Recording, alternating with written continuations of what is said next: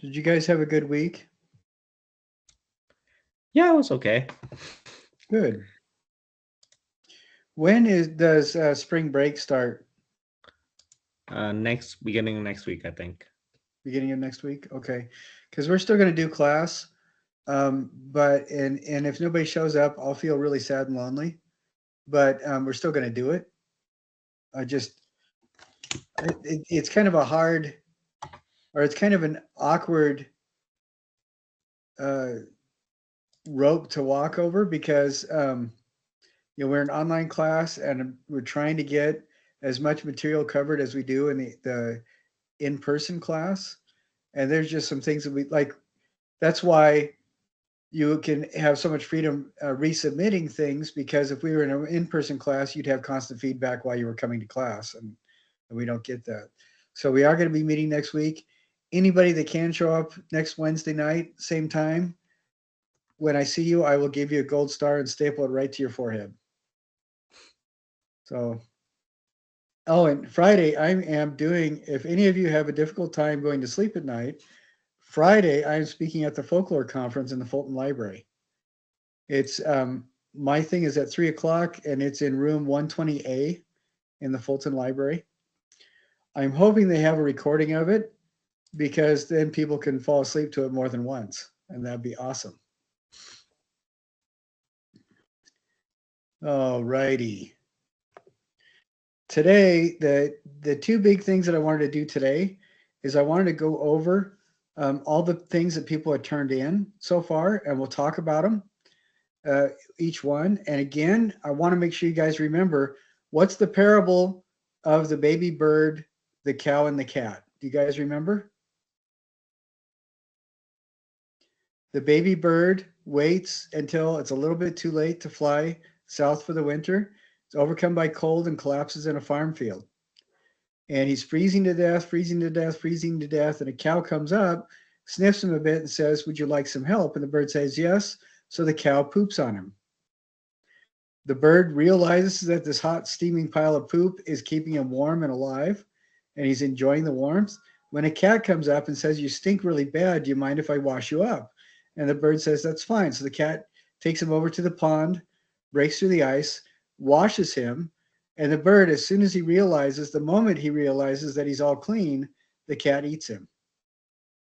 The moral of this parable is, just because somebody dumps on your head doesn't make them your enemy, and just because somebody pulls you out doesn't make them your friend. So, as we go over different things in this class, I am not going to remember what each person is doing from thing to thing that we look at in the class. And so, when I'm talking about stuff, I am not talking about how good you are as a sculptor, because all of you guys are really good artists. What I am referencing only is how this relates to the assignment. Does everybody understand that? So I don't want anybody's feelings to get hurt. We're just going to look at this stuff. And I know there's some other teachers in the program who will say point blank, "I don't really care if your feelings get hurt. You're grown up, get over it." What I want you to do is open yourself to the fact that we are looking at these sculptures from the point of view as to whether or not they fulfill the parameters of the assignment. Does everybody understand that? Okay. Now, Long, you were having a hard time getting on to comment on other people's posts. I Af- I did, af- but like at the end of the night, I think it refreshed or something, so I was able to do it. Okay, because after you sent that to me, I went through and I just double checked and reset all the parameters of the assignment. I don't think I changed anything. I just went through it and re-clicked everything. Oh, And then I hit update and save. And I wonder if it was just a bug that wasn't allowing people to do that at the beginning. Because right after I did that, I was seeing several different responses come through. So, and I'm really happy too. I've done this assignment every semester for a few years.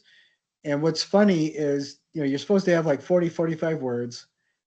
Even though it's really clear what to do, I will still have people getting upset because they didn't get full points after putting down a comment like, "Oh, that's so pretty," and thinking that fulfilled the assignment. That's not what we would refer to as a good comment.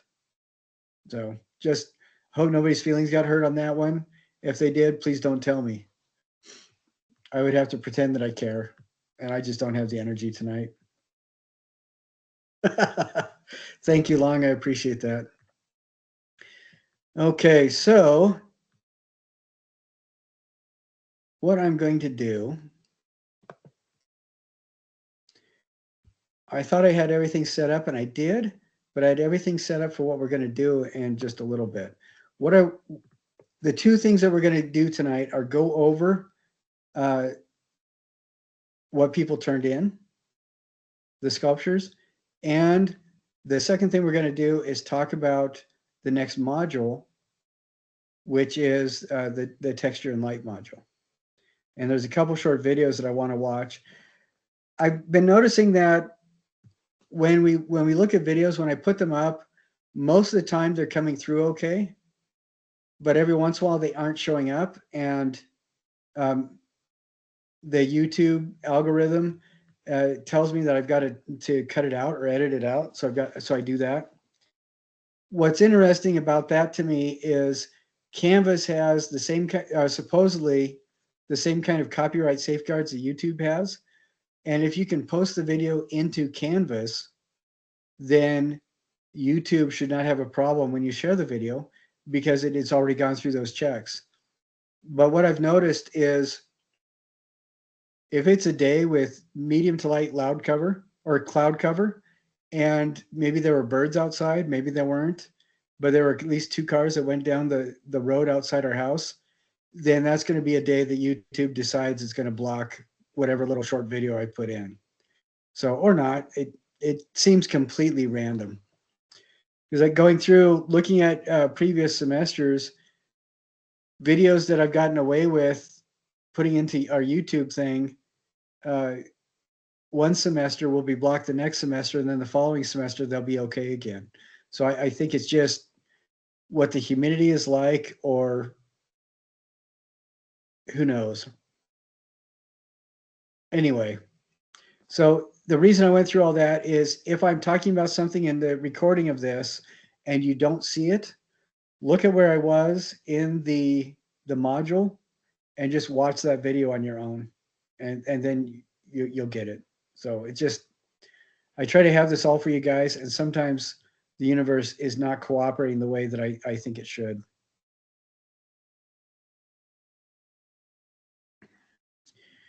All right. And once again, I want to iterate, whenever you turn something in, if I give you points that aren't up to what you were expecting, look at the notes that I've made, go back and make those corrections and resubmit. And if you don't understand the notes that I've made, email me and talk to me about it. I've had a couple of cases like that where people have realized that they thought they sent like 3 different views in their photos, and they only sent one, and that one wasn't good enough. Then they turned around and resubmitted all 3 views, and then everything was fine. And so stuff like that happens all the time. All righty, here we go.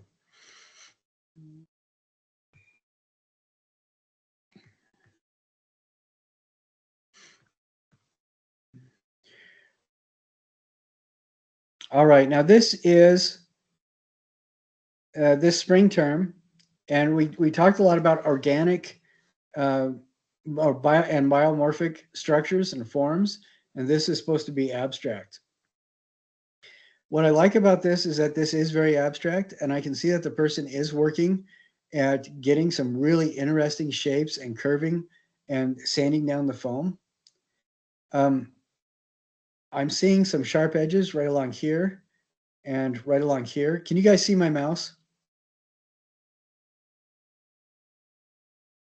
Can everybody see my mouse? Yes. When okay. Thank you, Rihanna. These might be a little bit too sharp.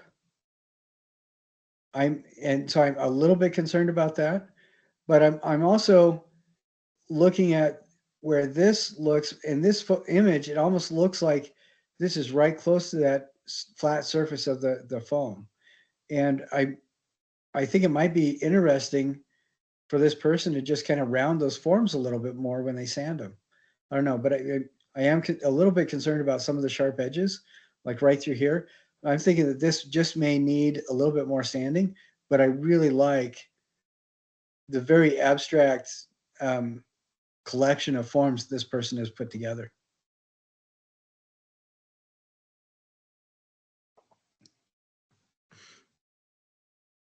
I'm thinking this one is really interesting. I like this loop kind of structure that's going over.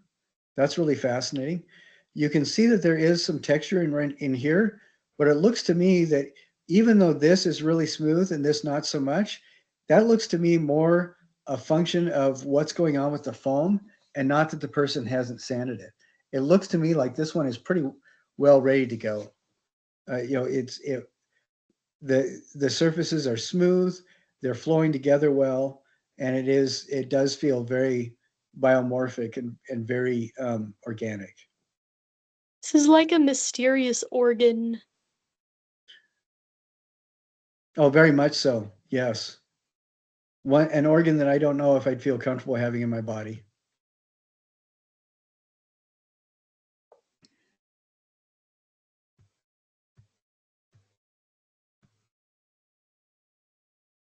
Okay. There's only one file here, and this one is a good start, but to really qualify as being turned in, this needs to be um, sanded thoroughly. I double checked because I was wondering if there were additional images, but only one image came through, and this is the only image. So I would recommend that this person. Um, it looks like they've marked where to start, carving it down and sanding it, and I think that's great. Please take photos of this after you smooth and sand it down, and take pictures of it on the white background like we talked about. But I think that would be really good. Do take pictures of your process and save them.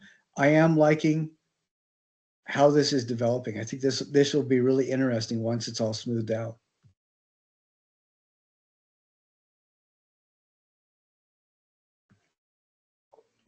This is another one that I think is an excellent shape.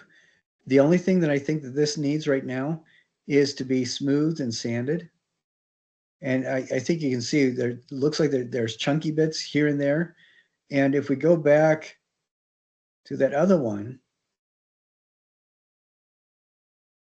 the mysterious organ, you can see that they have spent a good amount of time smoothing and sanding this down. And this is the kind of surface that we want to see.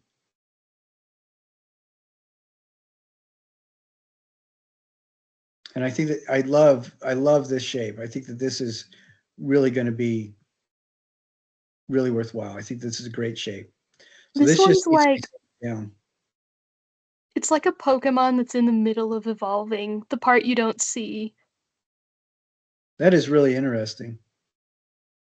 What I see in a lot of these forms is like bone structures and coral structures, and those are the kinds of things that I see. I haven't. I'm not too familiar with Pokemon. It looks like a weird creature that's in the middle of turning into another weird creature. Yeah, and I think that is a really good thing to go for while you're working on this, because if you can communicate the idea that it is morphing or transforming, that's excellent. I think that this is really a good shape, and I think they've done a really good job sanding it. I'm a little bit concerned about this area right here. It looks a little bit chunky, and I'm wondering about this area here. But I think for the most part, this is pretty close to being done. Maybe a little bit more sanding right through here, but this is looking good. I love the shape. This really feels like a bone kind of holding its own knees or something.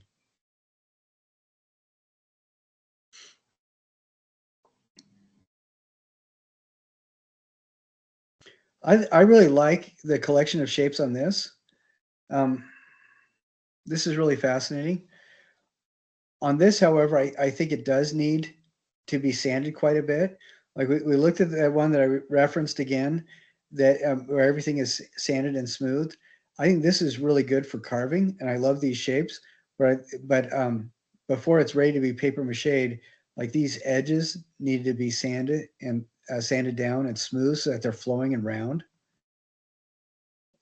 Like this edge right around here is a little bit closer than this edge. This is still really sharp edge, so it needs to be sanded quite a bit and rounded so it has that more organic and morphing feel. Does that make sense to everybody? These kinds of observations I'm making?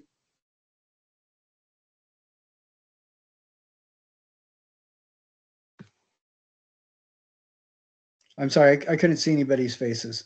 Is it looking? Yeah, You I guys? think it's making sense. Okay. Somebody just sent a file. Well, Aaron sent a thumbs up. Never mind. Just said that there was a file, but it was actually just yes in the chat. Oh, okay.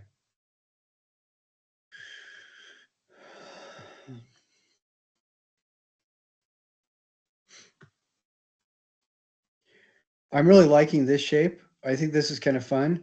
You have one expectation of planes going up this way, and then it turns at almost at right angles.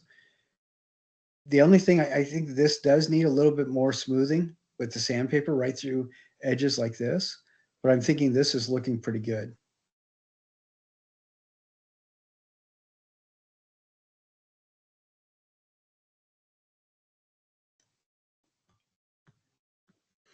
I'm thinking this is a fun shape. I'm liking this shape. I think that this does need to be sanded. I like how the forms are developing. I just think it needs to be sanded so it's smoother. I think this is looking good.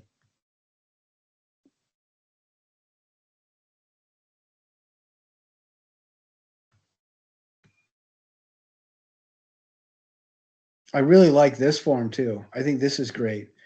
And what I'm looking at is passages like right here, right through here, maybe right up here, right around here, where we can still see quite a bit of the rough tool marks. Those areas need to be sanded quite a bit. I think this passage right through here is a really good uh, mark to shoot for when you're sanding. So as you're working on this one, whoever's doing this one, I would just say it just needs a bit more sanding to get these areas smoothed out and even. Because we don't want we want this to be smooth and flowing on the surface. We're going because after we apply the paper mache and sand it down, we're going to be applying. That's when we apply the texture. Before we get there, we don't want it to have any texture.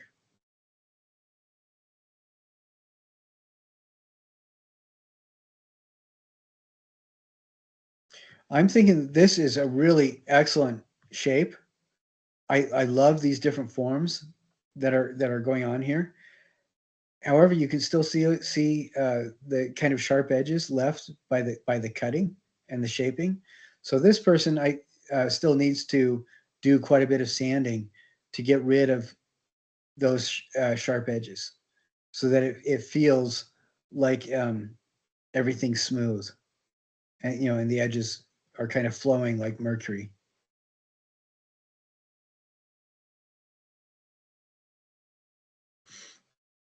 All right. So I'm hoping everybody saw what I was seeing consistently. Would you guys like me to hold off grading this until you sand it and resubmit it? Or would you like me to grade it now?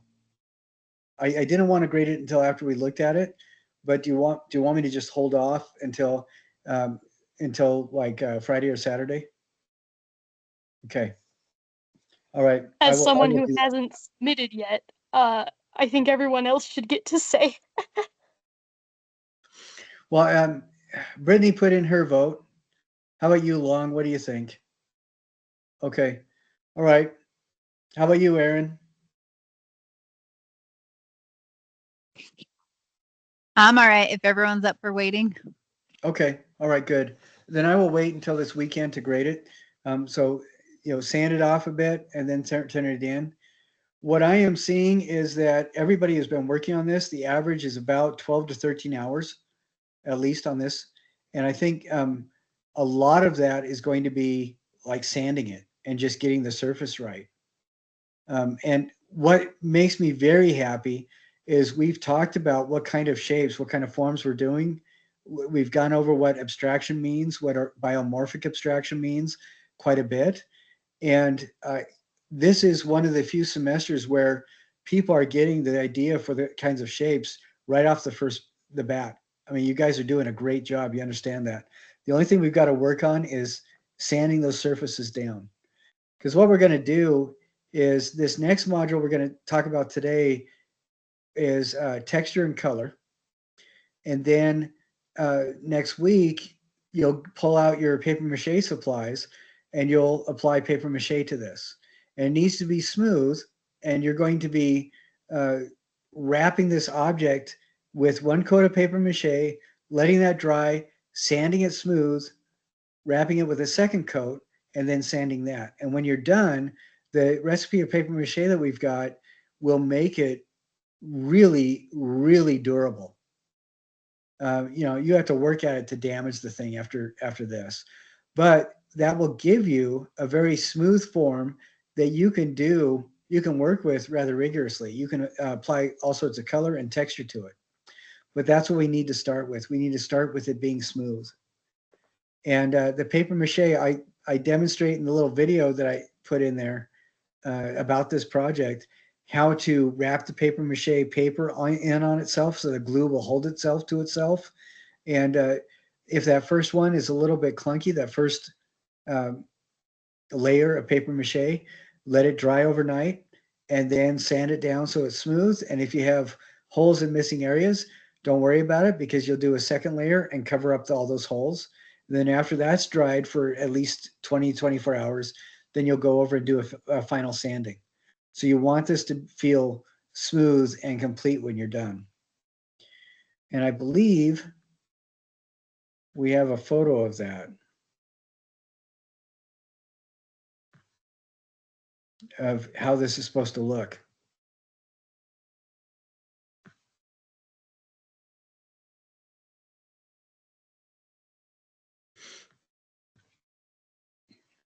Now these ones I'm showing you are plaster, but after you're done doing the paper mache, they're going to look pretty close to this.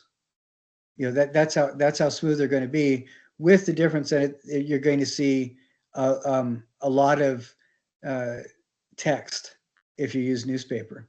But what let's see, I'm going to stop sharing, and then I know that I have a better photo.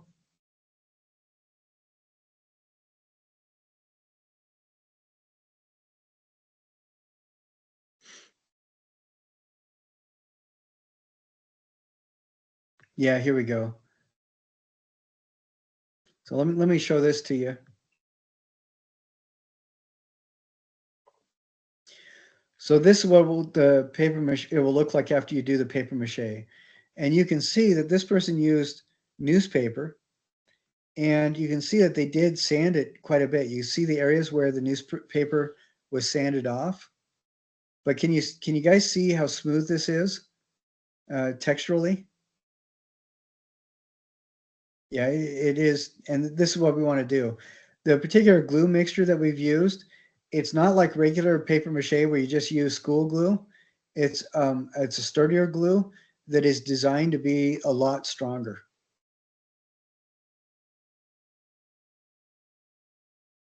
All righty. I've actually worked with this type of glue before. I don't remember why, but it was some group. Everyone was making little jars with a sort of paper mache outside, and we were basically using it as a replacement for glaze.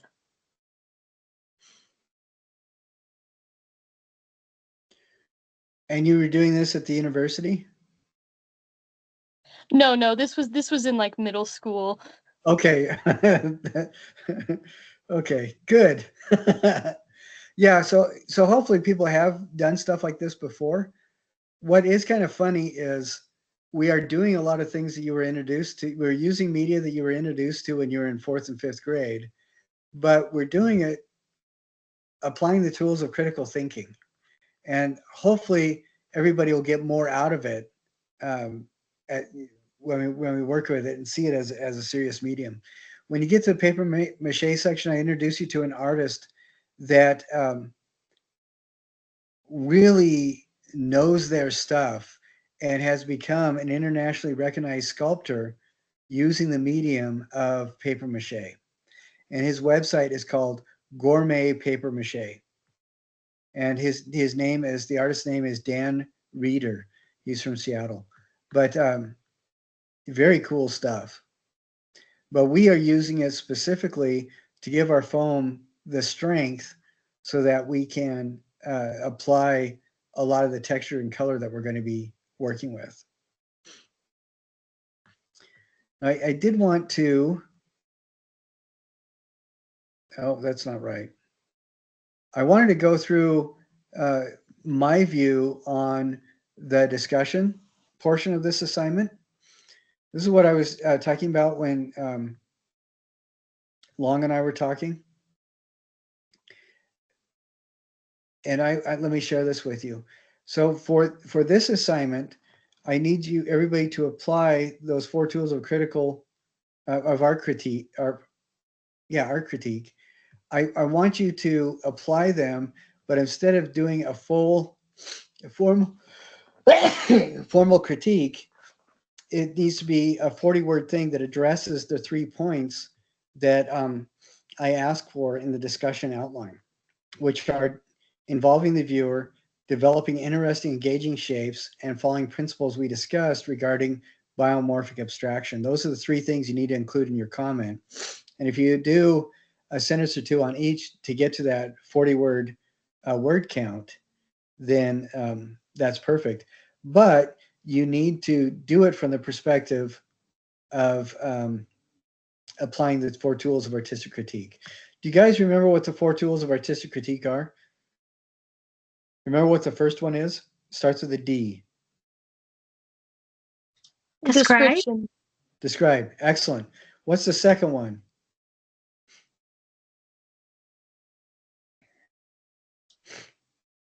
It starts with an A. Analyze. Excellent. Very Sorry. good. Now, somebody who is not Brittany or Rihanna, what's the third one? It starts with I. Interpretation. What's that? Interpretation. Yes. Excellent. Very good. And the fourth one? Evaluation. Yep. Whether or not it's successful.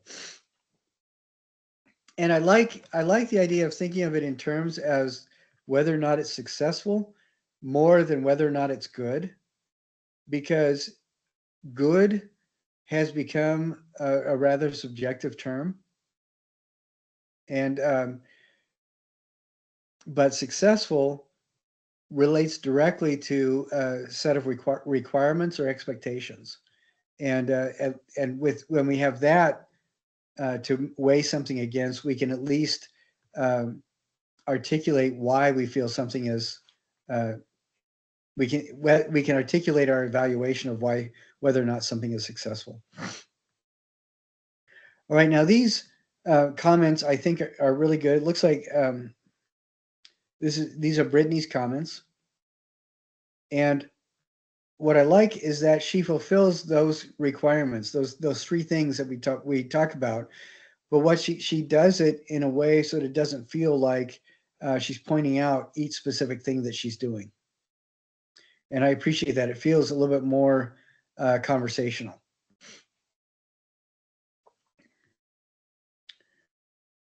Same kind of thing here with Long. I think these are pretty decent too. Now, when you are doing these observations, I'm not looking for academic superiority. What I'm looking for is that you follow the parameters of the assignment. And so far, everybody who's made these comments have done pretty well. Now, remember, towards the end of the semester, everybody's required to do a video recording them talking about somebody else's work and then one of their own pieces of work applying the 4 tools of artistic critique and spending on average about 1.5 to 2 minutes on each of those 4 tools of artistic critique. And that one needs to be a little bit more formal, but I wanted everybody to do this to kind of break the ice or prime the pump, so to speak, to kind of get to a point where you might be more comfortable with giving that full evaluation.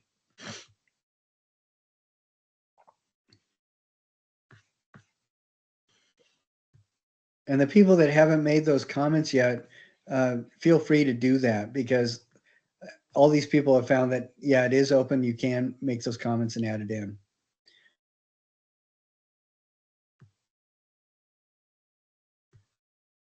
So isn't it does that kind of, does that part of the assignment make sense to everybody, making those 3 comments? I'm hoping that it does. If you haven't submitted your own artwork yet, you can always go back, make those 3 comments, and then submit your artwork later on too. You know, that it doesn't have to be, it's not necessary to be done in a specific order. I was just about to ask about that. Yeah, feel free. If you want to make comments before you post images of your own work, go for it and do that.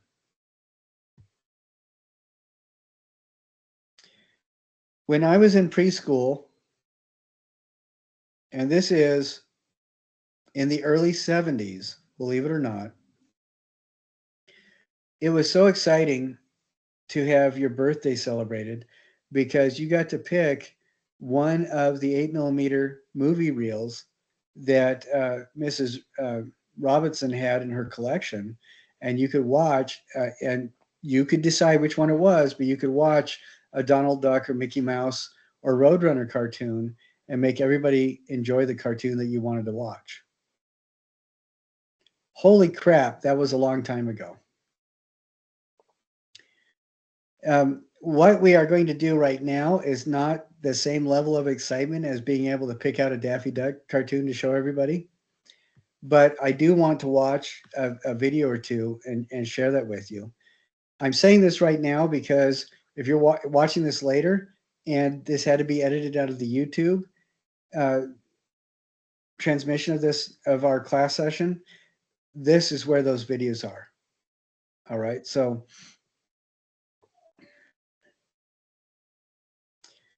we're going to, I'm going to click on these, and I want to watch at least a couple of them.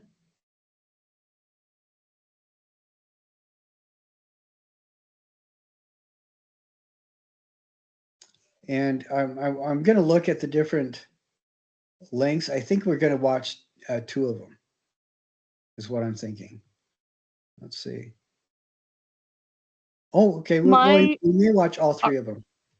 Okay. My art history from the Renaissance professor was so into the fact that they used to have a color, like the ancient sculptures. I'm going to launch into a little bit of contextual history here for everybody, if you guys don't mind.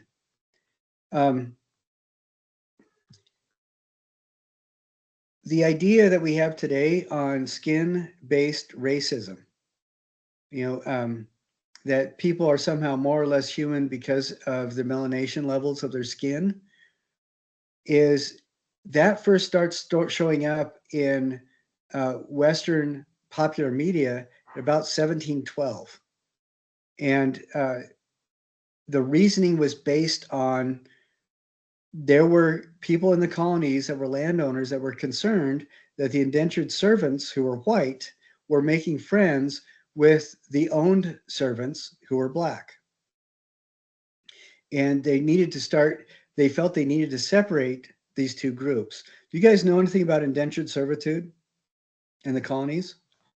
It was a program for people that could not afford to emigrate to the New World, where somebody would buy the contract for their passage, and then that person would come to the New World. They would essentially be owned by whoever held their contract.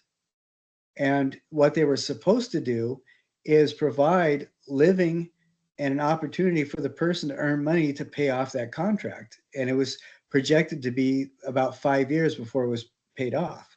Since there was no oversight, there were a lot of people that held that contract over the person's head and charged them just enough for their own room and board and clothing that it would have taken 20, 30 years to pay off that contract. And some people were never able to and ran away. And there were other people who made their money as bounty hunters to track down the indentured servants who ran away. Because even though they were not owned, their contract was owned, and their right to live and subsist in the area was held at the mercy of the person who held their contract. So it was slave owning, but without the additional layer of inhumanity and nastiness that Black Africans had to endure. And originally, the U.S. colonies, as they were going towards independence, one of the rules for voting was you had to be an independent landowner. You couldn't be an indentured servant. You couldn't be a mere worker. You had to have land.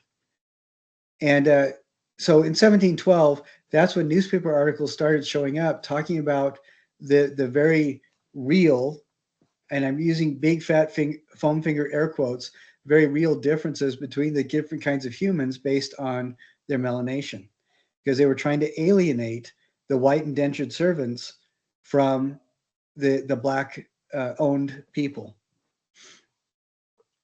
What's interesting to me is one of the justifications was based on an art historian and art critic from, I think he was from the Baroque era, right towards the tail end of the Renaissance, who talked about true beauty is found in pure whiteness, because that pure whiteness is what the marble looked like when the Romans and Greek sculptors were finished with their sculptures. You know, that because it was all pure white marble. And of course, this guy come from a more elite area of society, because the people that were grubbing in the dirt finding these things, and everybody from about 1350 on had to have a Greek or Roman sculpture, because Greek and Roman sculptures represented real smarts. You know, that was 10 times better than Versace or Gucci today, you know. But when the workers would pull these up from the ground, all the paint and stuff would look nasty. It would look gross and disgusting, and they would scrape and sand it off. And you know, they would try to burnish as much of that off as possible, so you would have pure white, because they thought that all the rotting paint looked terrible. So the American views of racism were built on a way to keep people from making friends with each other, and the justification used was based on a false premise about how the Roman and Greeks made their sculptures. Does anybody want to guess the melanation level of the founder of London, the Roman emperor who founded London? We're talking about middle of the 3rd century. His name was Severus Septimus. He was born in Libya, and his wife was Syrian. He was one of the first Black Roman emperors. His family had been members of the Roman Empire for generations, and I think it was his grandfather or great-grandfather had been able to become a senator. And then a couple generations later, Severus Septimus became an emperor, and he's the founder of London. And it wasn't until the mid-80s, I want to say, late 80s, when somebody started noticing, they were doing microscopic analyses of these marble busts, these white marble busts of Severus Septimus, when they discovered that there was still pigment trapped on the surface of the stone that you could only see through a magnifying glass or a microscope. And they discovered that his skin was painted to reflect the fact that he had very strong African heritage. And it really, for some reason, made a lot of people very nervous. I thought it was exciting to find it out, but anyway, I'm not an English academic, apparently. Okay, now we're gonna watch a couple things, and this is about 14 minutes of video or so. but I think it's valuable. And after each video, if you guys want to, we'll talk about it for just a second. But I think it's pretty remarkable seeing this.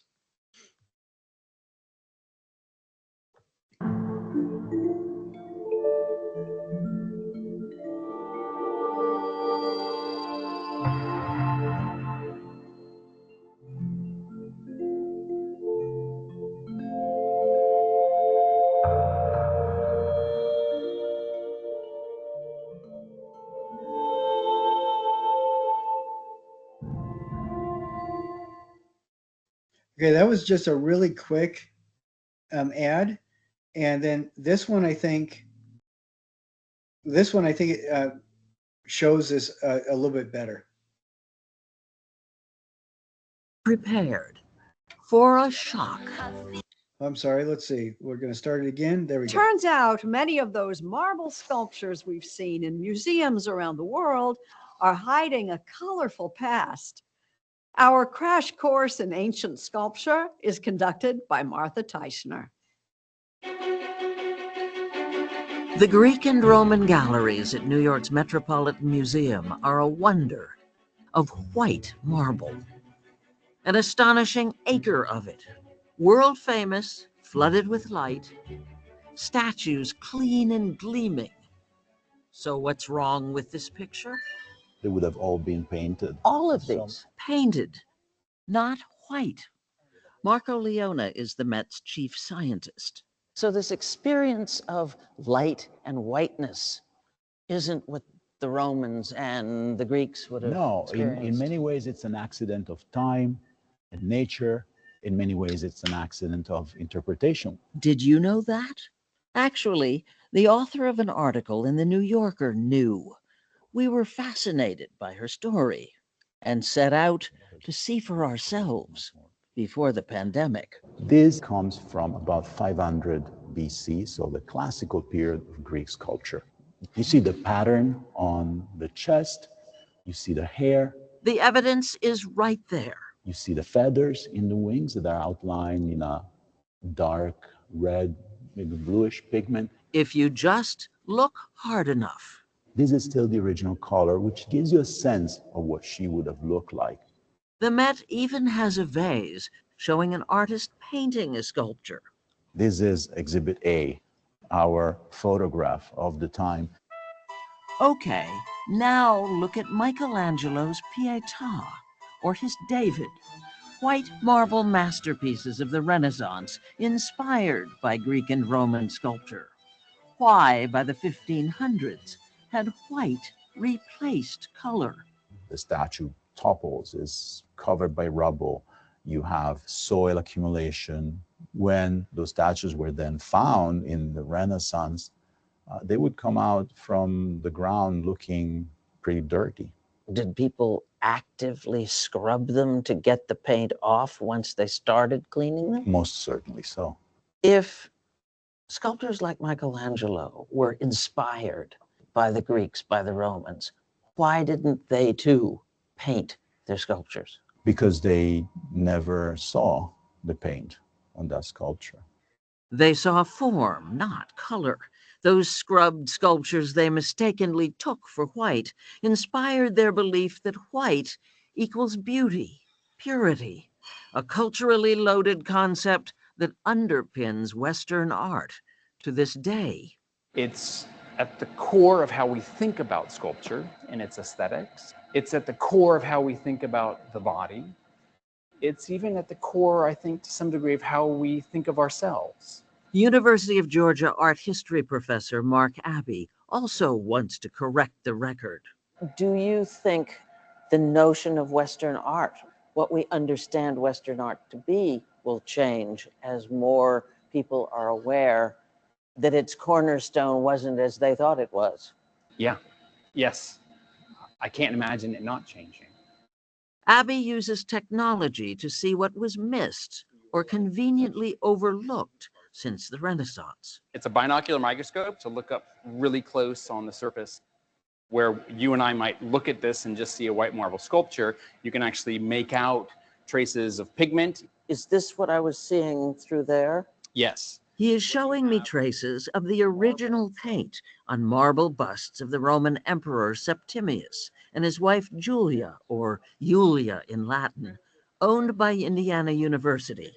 You look at the cleaned up marble and you'd never know they didn't have pale white faces. He was from Libya, she Syria.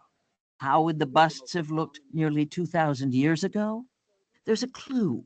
This painting. A rare example of a wooden panel that was painted with a depiction of the whole imperial family. Their complexions reflecting the ethnic and racial diversity of the Roman Empire, which stretched all the way from Britain to Asia Minor.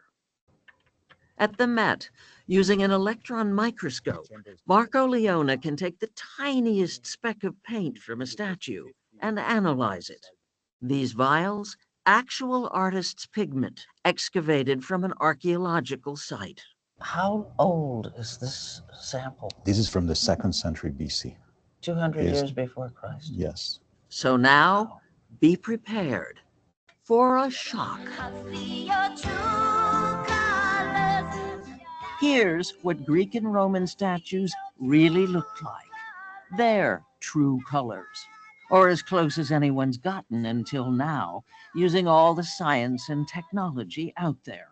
We used the authentic historical painting materials, earth pigments, minerals, tempera and linseed oil. For more than 30 years, German scholars Vincenz Brinkmann and his wife Ulrike Koch-Brinkmann have been creating and painting plaster replicas of classical marble statues.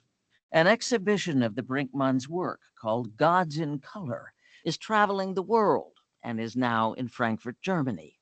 It was time to reject a major misunderstanding by proving that European antiquity was not white, but colorful and diverse. Do art historians owe museum goers an apology? I don't think so. I mean, there's no fakery. There's no whitewashing. No? It's, Really? absolutely. If these statues look strange to us now, the Met's Marco Leone says just imagine how these would have looked to the ancient Greeks. A completely white statue to a Greek observer would have looked like some shoddy effort or simply something that had not been finished. The whitewashing may have been accidental, but it nearly washed away the truth.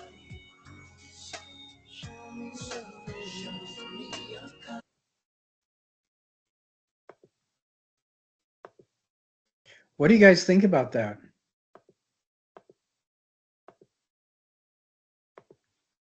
Is that a surprise to anybody? I did already know about this, but I do think it's really cool to use like science to analyze ancient art and kind of get a better understanding of it. Yeah, and I really like what the guy said from the Met, who said, yeah, this is not somebody trying to pull one over on anybody. It was just something that was consistent assumption that seemed to be validated by the materials that everybody had access to.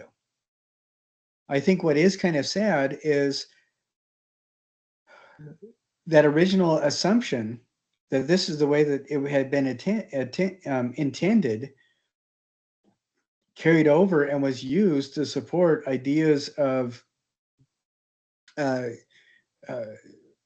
racial differences that really infected how society grew after the 1700s.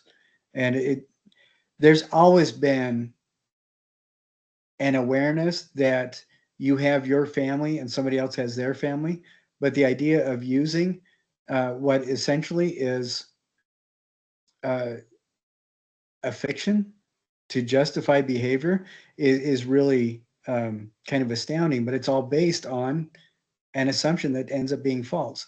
Now, what's really fascinating to me is Greek and Roman writing was used quite a bit. A lot of these philosophers was used quite a bit to justify and validate how governments were trying to make republics from about the mid 18th century on. It was also used a little bit in Iceland in about the 12th century. That's one of the older, that is the oldest European constitution, was actually written in Iceland. And before that, in about the 7th century, the oldest constitution um, after after the Sirius scroll was actually done, set up by the Prophet Muhammad in Medina. So that was mid 7th century. But after Iceland, you know, it took another 500 years before people in the Enlightenment started using Greek and Roman writings to validate their thoughts on democracy and what a republic might be. And the reason I think that that's really interesting is because Enlightenment era sculpture, architecture, and art was all about trying to uh, validate human thinking with this idea that because humans are thinking, they can also be determinative, and that's where we get the ideas of the Dark Ages. The Dark Ages supposedly happened between the mid 5th century when Western Rome fell to the birth of the Renaissance. You guys are probably completely unfamiliar with the fact that there actually were 2 other Renaissances in between 450 and 1350. And one of my favorites being the Carolingian Renaissance that happened in the 8th and 9th century, that saw a dramatic increase of literacy in Europe from 20% literacy to about 80% literacy at one time. And that was about 800 AD. Can you believe that? Have you ever heard of that? We don't think of that because we are so focused on believing that it was the Dark Ages. And one of the reasons is the Enlightenment era scholars wanted to show that by going back and looking at what the Greeks and Romans did, that gave them the justification to prove that they could think, you know, in the modern time to them. The reason why that's important is the Etruscans. There is a lot of evidence showing that the Etruscans did paint their sculpture. You can see that in a lot of Etruscan work. But the Etruscans, they were the ones that kind of lorded it over the Greeks and the Romans for a while. And when the Romans finally broke free of Etruscan rule, they destroyed as much of the Etruscan history as they could, and they looked down on it. So we don't have very much, if any, writings from the Etruscan philosophers. That is not even recognized as a thing anymore. All we see them as people that were ignorant, that made a desperate attempt to be intelligent, but just failed until the Romans came along. And that's how Etruscans were viewed. And I think it's interesting to me that they did not represent higher thinking. So somehow it's okay maybe for their sculptures to have color. But as soon as we go to the Greeks and Romans, all of their sculptures were scraped clean, you know, the pure white marble, and they represented real classical ideals. I just think that, I don't know why there is that correlation, and it might be entirely anecdotal, but do you think that that's kind of interesting too? I just think that'd be something, if any of you guys want to prove that you are really super duper nerdy smart, do a paper on that. And I will give you a hand-drawn image of Zelda that I do myself, okay? Anyway, and that will only be important to those of you who are true nerds. Okay, here's another video I want to watch.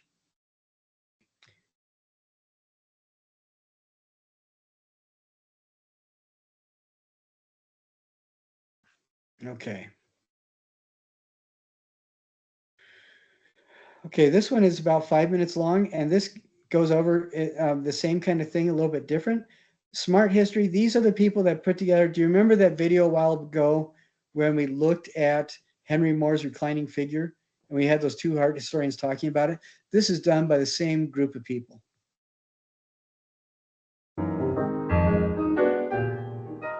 When we think of the ancient world, I think of Pompeian wall paintings that are brightly colored, of mosaics from the Greek world that are full of different colors. It was a world of technicolor. So what did sculpture look like in antiquity? Because when we walk through the hallowed halls of museums, we see all this white sculpture that looks somehow pristine, where in fact, marble sculptures and bronze sculptures in the classical world, that is in the Greek and Roman world, and of course also in the Assyrian world, also in the Egyptian world, were brightly colored. And as it turns out, antiquity has a lot to teach us about our own values and who we've excluded from art history. This idea that ancient sculpture was not painted started in the Renaissance, and there were some challenges to that as people started to pull sculpture up in the Isn't that amazing? How they just did that panel with the frieze, adding color to this frieze where the color had been beaten off by the elements. Is that, do you guys like that? Is that cool? I think that's just amazing.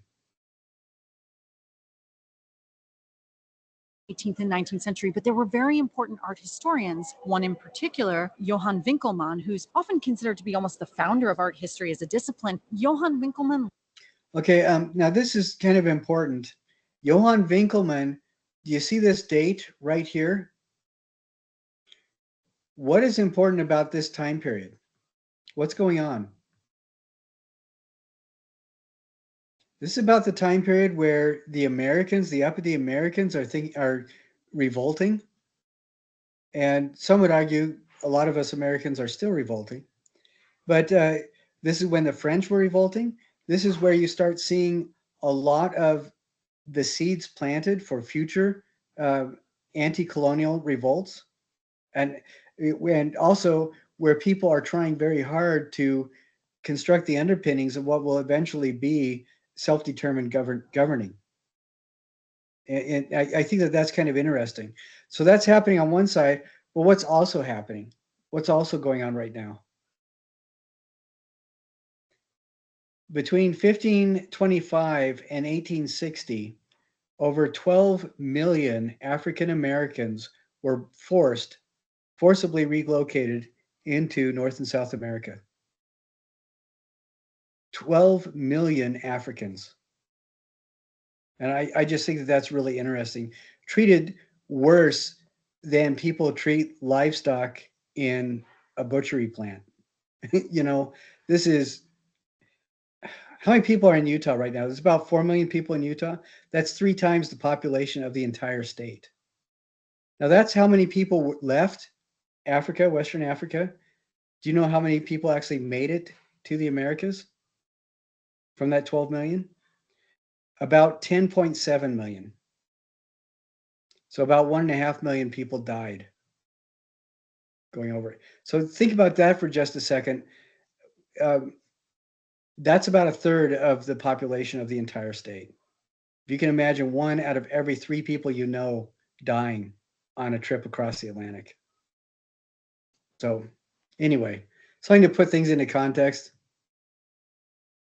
To be almost the founder of art history as a discipline, Johann Winkelmann liked his sculpture white and pure. In fact, Winkelmann wrote, the whiter the body is, the more beautiful it is. And so we have the development of this connection between whiteness and ideas of purity, of nobility, and an association of those things specifically with Western culture. And this is where we are so fortunate to have modern science and technology and the working together of archaeologists with conservationists and other types of material scientists to study the marble, to look for traces of paint, because we know when sculpture was pulled up from the ground that in fact painting survived on many of these sculptures. And so one of the statues we're looking at is a reconstruction of the so-called.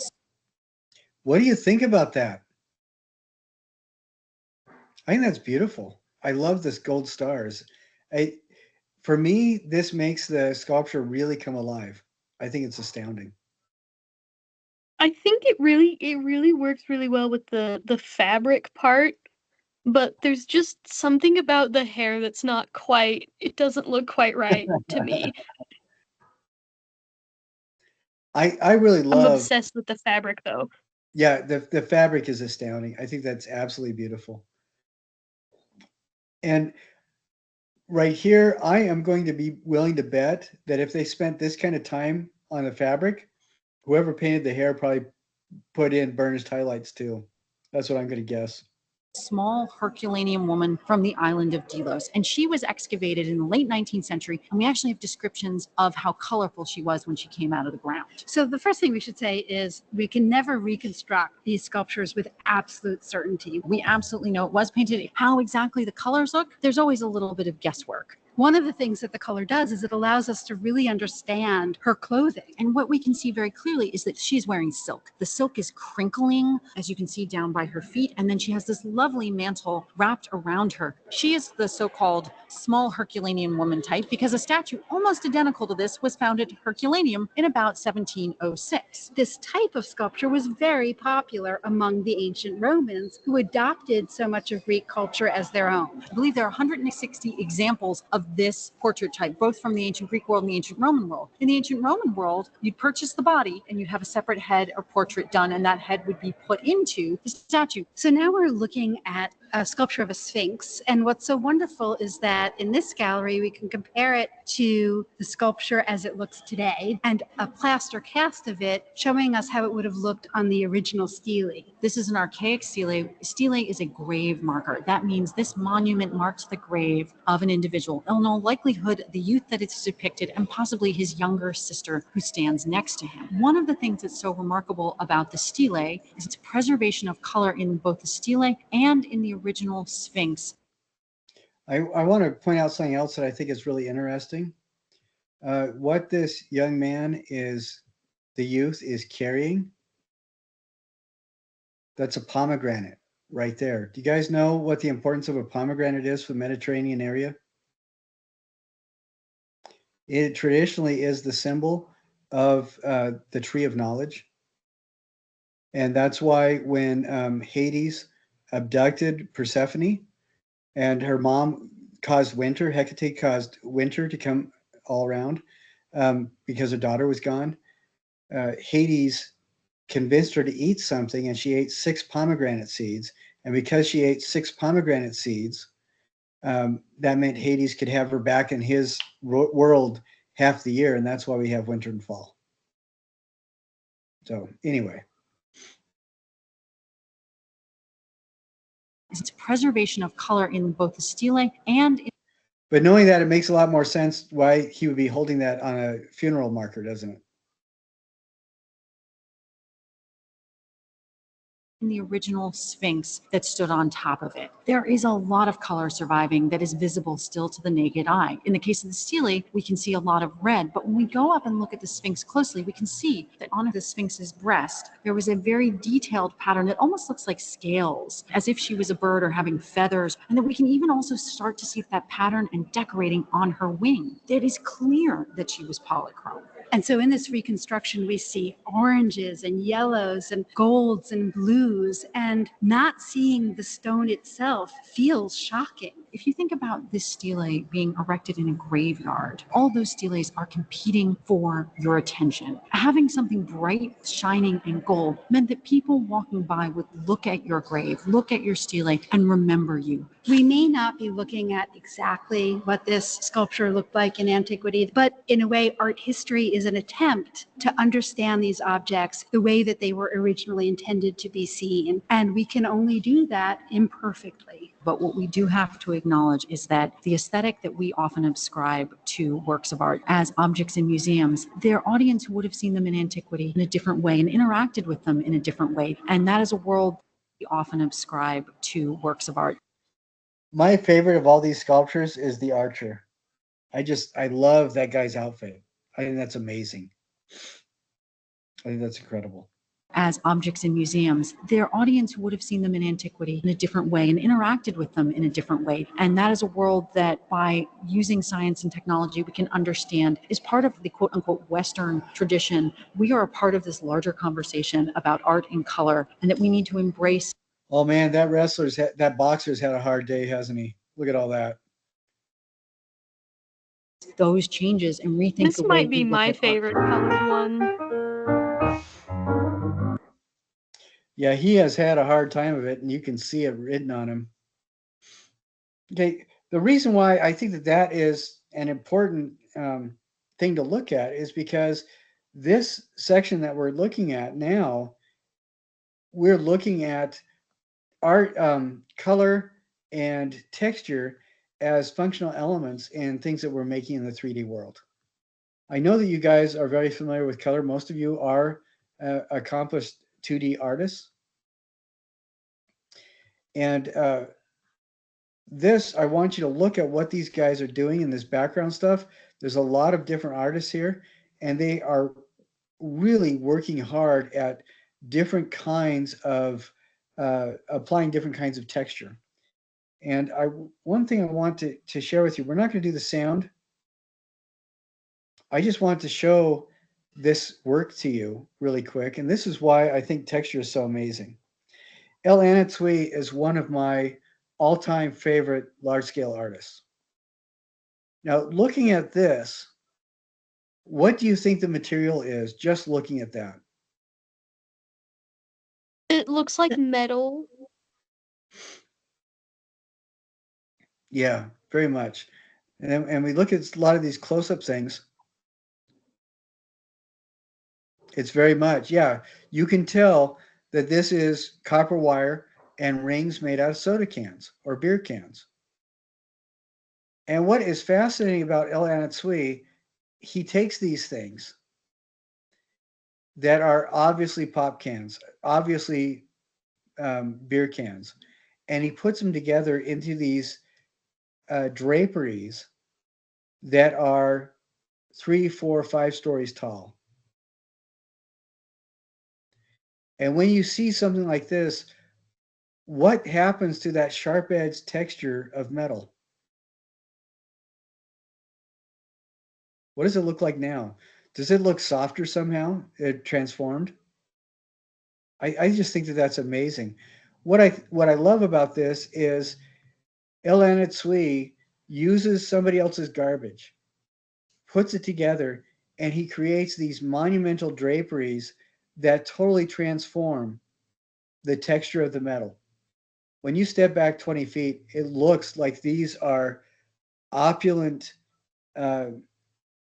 tapestries somehow that are hanging there with these beautiful ripples and folds. They look soft, but they're not. You know, it's like Frank Gehry when he did the Disney Opera House. When you step back, it looks like folds of cloth, but it's titanium. You know, it's not soft at all. And I think that that's one of the amazing things, that he takes these objects that create a dangerous texture, but he does it at such a scale that it starts transforming into a completely different feel. And I think that that is just astounding. In the first one, I thought it was interesting how it looked like he kind of set your expectation of what this texture is supposed to look like. Like there was a smooth implication, and then there were parts where it just got messed up. Like the things got turned on their side instead of having the smooth face showing. That was a interesting texture use. Well, and then some of them, when you get really close, you can see the jagged edge of the metal, and it looks like it can actually cut you. And then you take a couple steps back, and it's not quite so nasty. But then when you're standing 20 feet away, big enough so you can see the whole thing, it looks like it would be soft and comforting. Yeah, and I think those are some good observations. I think it's very interesting to me. I'm going to talk a little bit about, if I can figure out how to, okay, here we go. I'm going to talk a little bit about some of these assignments. Texture and color tiles is what we're going to be working on. Now, these websites that I have, you can find your own if none of these are working, but I want to show you what these look like. What I've done is just have a selection of websites. You guys are pretty familiar with the color harmonies, color schemas. And what these websites are designed to do is you can select a type of color harmony. You can move this to wherever you want. And right here, this is called monochromatic. And then it shows you the range of colors that are monochromatic. If I want to do complementary, and I move this to green, it just shows me, okay, it should be, oh, there we go. If it's monochromatic, I mean, if it's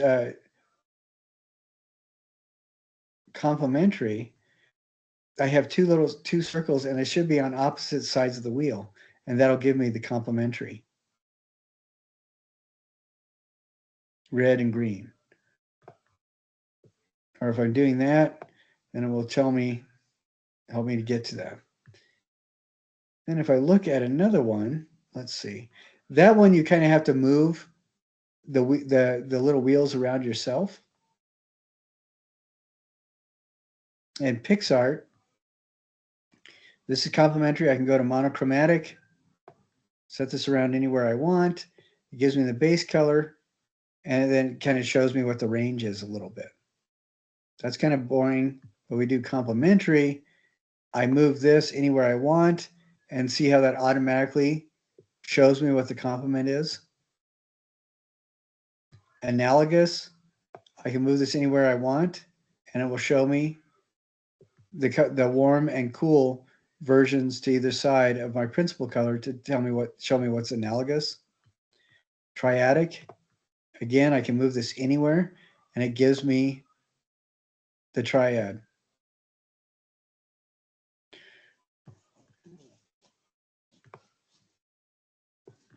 Are you guys familiar with these kinds of color wheels? Okay, good. Because what this assignment is,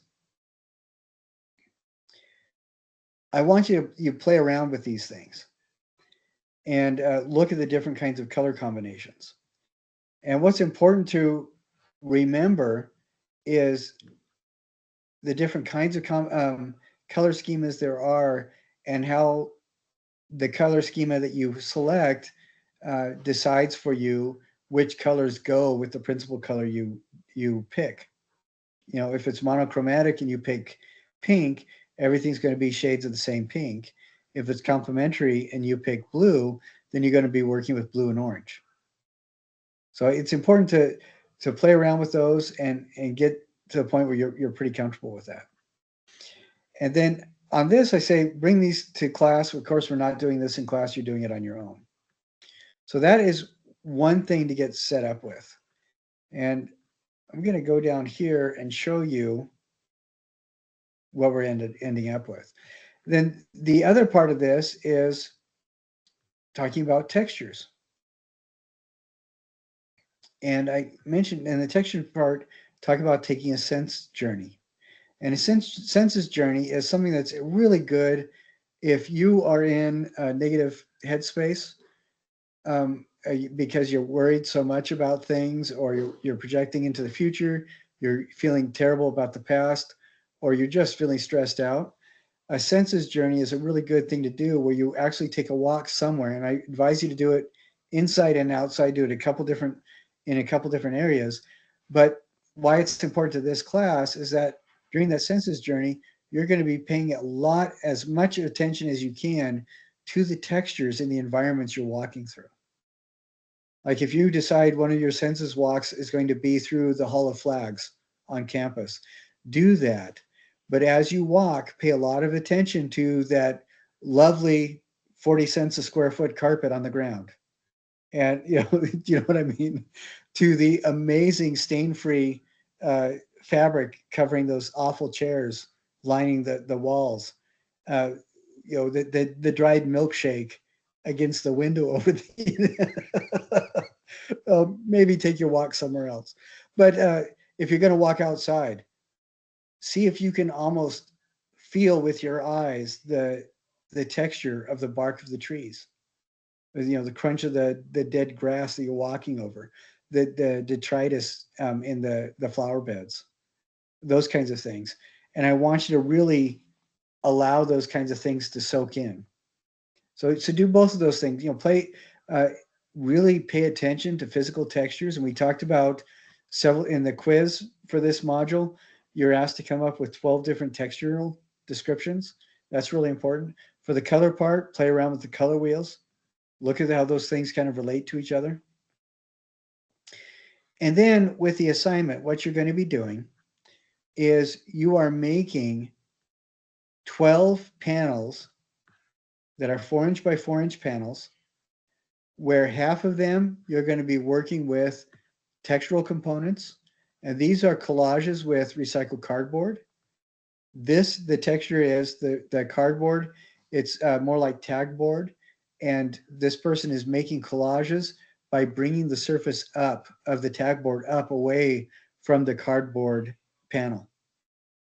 You know, and these don't have to be very big, but, and then look at how this person is doing, working on it. They've taken corrugated cardboard in this example, and they're cutting and removing different areas of it. And that's a good way to start developing texture. And this one, the person has collected stuff from their census walk. They've picked up, like, this is actually strips of paper that they've rolled widthwise. So you get these really tiny little tubes of paper that they flattened out and made textures with that. This is those really lovely brown paper towels that they've kind of shredded and layered on. This is areas of sand where they put down glue and then put pinches of sand on it. This is with sandpaper. This is with cardboard. They've torn off different layers and made collages with it. But this person, all these squares are only about 2 or 3 inches, but there's weaving, there's all this kind of stuff going on. And what I want you to do for the textural components is for each of the 6 tiles, and they have to be 4 by 4 squares, and you'll see why, you know, when we go down here. I want you to spend 45 minutes on each of those tile surfaces and develop textures. And it may be that you do something like this where you carve it away, then you get a different kind of cardboard and you add another textural element on top of it where you glue strips to kind of amplify this texture. Maybe you're applying in, like in this particular thing, you found bits of dried leaves that you've torn up and you're gluing on the surface to make this area. I don't know. But each one you need to spend about 45 minutes on it.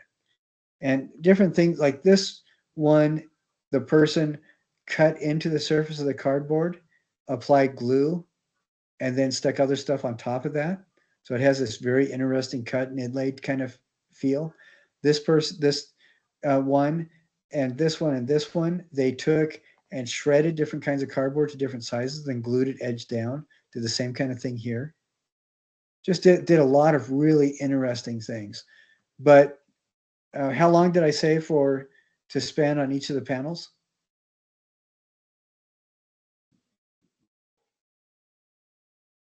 $45 minutes. Yeah, spend 45 minutes. If you do it, you think you're done, and you only spent 8 minutes, go back and fiddle with it more. Put more layers on it.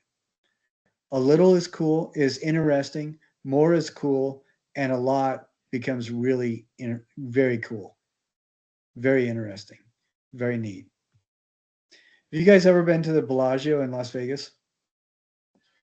Okay, Long, do you remember the ceiling that what's his face, the one-eyed glassblower did? Dale Chihuly? Has all those blown glass forms. Were you able to count how many glass pieces were on there? I counted about 1,200 and then I quit. This ceiling is, I would say, maybe 30 feet by 30 feet, you know, wide and long.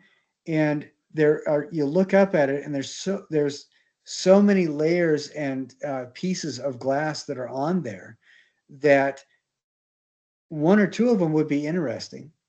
20 of them would be really interesting. But when it's like that, it becomes almost overwhelming to the senses because there's so much texture, it just drips on your brain. Would you agree, Long? Is it like that? It's pretty wild. So 45 minutes a piece. Now, for the examples of color, you're not painting, you're making a color collage. And the way that this one works is you're going to pick 3 different color schemas that can be monochromatic, that can be tetradic, that can be triadic, that can be complementary, whatever. It could be what's not monochrome, non-monochrome or whatever, no color. It could be shades of gray or white or black, you know, and that's fine too. But what you're going to do is pick 3 schemes and do a different color for each of those 3 schemes, but you're going to do 2 versions of each of the 3 schemes.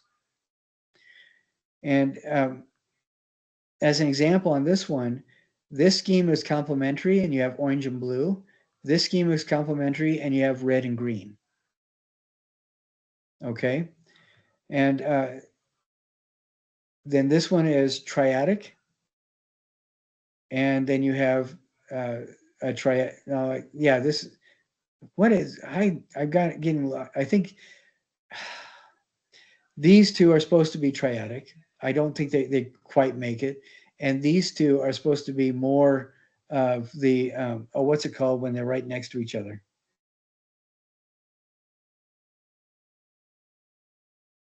Analogous. They're supposed to be analogous. So this person didn't get it quite right, but they came pretty close. And some of these, and you can tell some of them are cut from magazines, some of them are cut from newspapers, some of them are just torn up bits of paper, some of them are combinations, like this is a combination of magazine and paper. It doesn't really matter, but instead of painting the colors, you need to do it as a collage. And you can go to Dollar Tree, you can go to paint stores, get the sample books, stuff like that. Do whatever you need to get the different colors. But again, I want you to spend as close to 45 minutes as you can get doing this, you know, making those collages, 45 minutes aside. Now, you need to have at least 6 different pieces. So something like this, where it's only 3 different pieces, is not going to cut the mustard. Here, it barely does it because this is exactly 6 pieces. Here is a lot better because they've cut up different triangles and made their monochromatic color scheme with basically a collage of triangles. Do you want us to form them into cubes? Yes, when you're all done making the 6 color panels and 6 texture panels, then you'll put it together as a cube. And what I'd like to see, you don't have to do this, but it can look really interesting. You see these people, this person just used natural elements to make their textures. That's okay. I think the stick one works well. This little one works well. This not so much. You know, 3 leaves is not going to do it. If you're going to use leaves, it might be cool to cut them right down the center vein and glue that vein down so that the leaves come out. Or you layer them over like scales, or do something like that. That is so much more interesting than just, I'm going to spend 3 seconds and glue them straight on. Nobody likes that. If you're going to do something like this person started weaving with grass. You should go all the way. Use the grass and weave the whole thing so that the whole weaving covers the whole shape. Or if you're going to be gluing little bits down, pick a couple different textures of bits that you're going to glue down and just keep layering it over and over and over until you hit that 45 minutes. This one is just blank. I'd say don't even worry about that. This is aluminum foil. They just cut the aluminum foil and glued it on. So freaking what? Who cares? If you're going to use aluminum foil, crinkle it into a pattern. Do something to take up that time and make it interesting. This really doesn't count. This is only 3 pieces of paper. This is a little bit better because it has 3, 4, 5, 6, 7. And do you remember what I said the minimum number of piece of paper for your collages is? That's right. Number of fingers I have on my left foot. No, number of toes on my left foot. Yes, excellent. Actually, that's not true. I only have 5, but I did grow up with a friend who had 6 toes. But it was okay because 2 of them were fused together.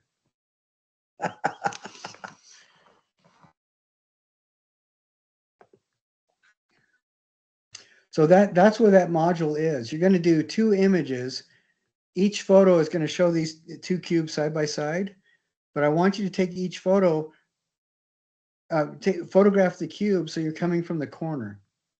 And if we look at this, see this photo, we come from this corner, you can see all three of those sides. Come from this corner, you can see all three of those sides. That's what we want to go for. And when people do this, the easiest way to lose points is when they photograph it from the side, so you only see two sides at a time, and they only send two photos. Or when they take their photos, they've rotated the cube halfway so that you still see one or two of the same sides in the new photo. So double check your photos, and if you need to send more than a couple photos, that's fine. I just want to see all 6 sides of both the color cube and the texture cube. And if you want to, you can even mix. Put a couple of the textures in on the color cube and put a couple of the colors on the texture cube. That's fine too. So does anybody have any questions about this one? Is that making sense to you? Okay.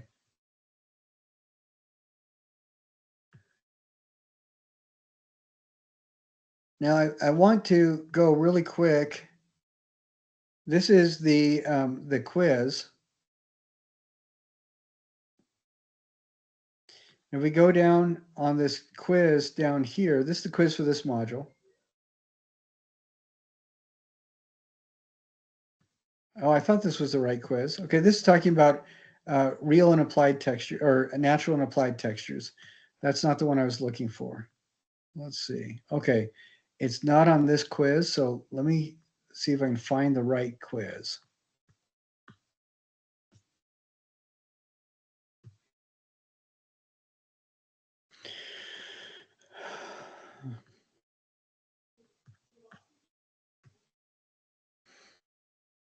There's one of the quizzes has you look at colors.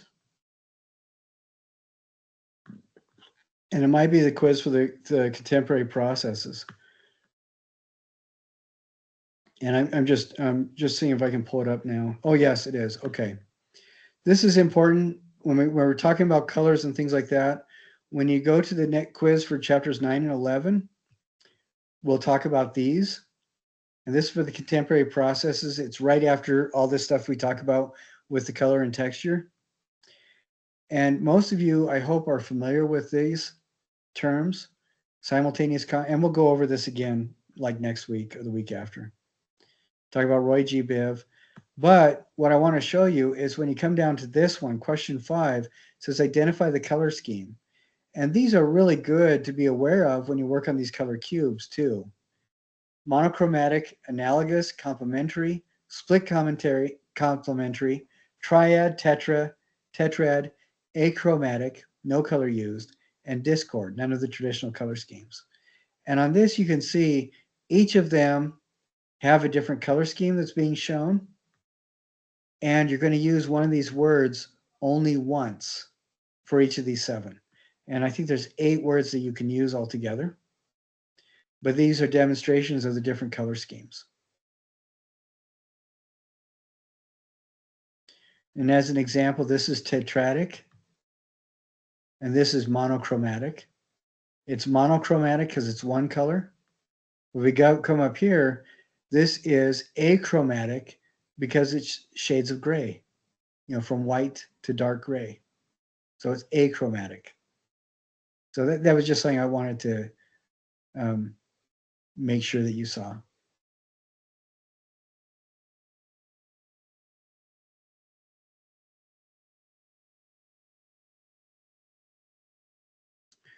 All right. Does anybody have any questions about the stuff that we covered today?